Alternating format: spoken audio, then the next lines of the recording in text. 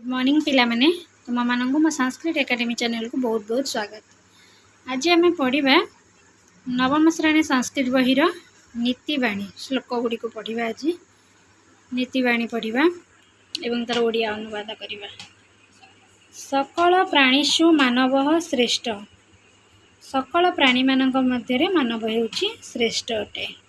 तथापि समाजे सदा शांति न परिलक्षिते। तथापि समाज रे शांति परिलक्षित व शांति देखा जाऊ नहीं। तत्र कारण तावत मानवस्य लोभ मोह अविवेकिता चापी।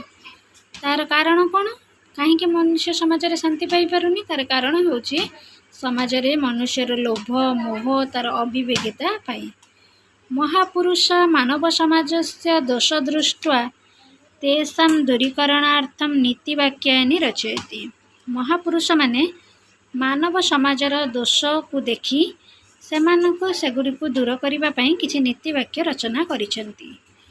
तानि नीतिवाक्यानि रत्न सदृशानि भवन्ति। सेही नीतिवाक्य गुड़िक रत्न समान अटन्ति।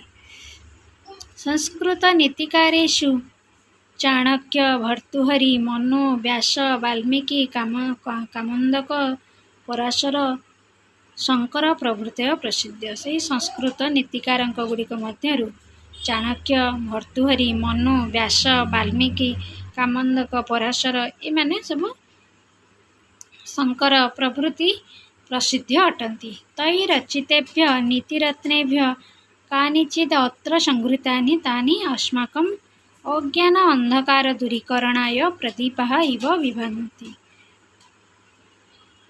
ना सेमानंक द्वारा विरचित नीतिरत्न गुड़िकरू केतक नीति एठारे संगृहीत होईछि।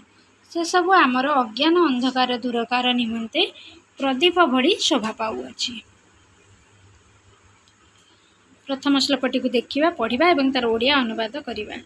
जलबिंदु निपातेन क्रमशः पूर्यन्ते घटः स क्रम सर्वविद्यानां धर्मस्य च धनस्य च। यार अर्थ कौन बुझिनबा? यार ओडिया अनुवाद होछि कौन ना बिंदु बिंदु होई जल पड़िबा द्वारा क्रमे माठियाटी पूर्ण होइथाय। सर्वविद्यानां धर्मस्य धनस्य च स क्रम। समस्त विद्या धर्म और धनर सेही क्रम अनुसरण करिबा उचित। ता अर्थ कौन ना टोपे टोपे जल बिंदु पड़ी गोटे घट जेपरी पूर्ण होइथाय बा पूर्ण होइथाय सेही भली मनुष्य जदि समय अनुसार किछि ज्ञान विद्या आहरण करिवो किछि धर्म संग्रह करिवो तार भविष्यत पई धन संचय करिवो ता देहरु ताकु किछि कार्य रे सफल मिलिवो। सेकंड पढ़िबा। उपदेश ही मूर्खाणां प्रकोपाय न शान्तये पयपानं भुजंगानां केवलं विषवर्धनः। यार अर्थ कौन? ओडिया अनुवाद होछि यार उपदेश ही मूर्खाणां। उपदेश मूर्ख मानकर क्रोध निमंते उद्दिष्ट हुए बा शांति निमंते नुहे।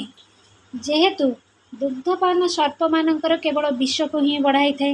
यार अर्थ कौन ना ओडिया रे व्याख्या कले मूर्ख मानक आम जिते उपदेश से माने रागी थिबा समय आम जिते उपदेश देले से माने बुझिबेनी कि ताको शांत हेबे नाही।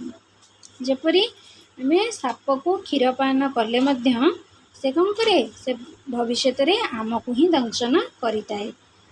तार एठारे मूर्ख को सर्प सहित उपदेश को दुग्ध सहित और क्रोध को विष सहित तुलना करा जायछि।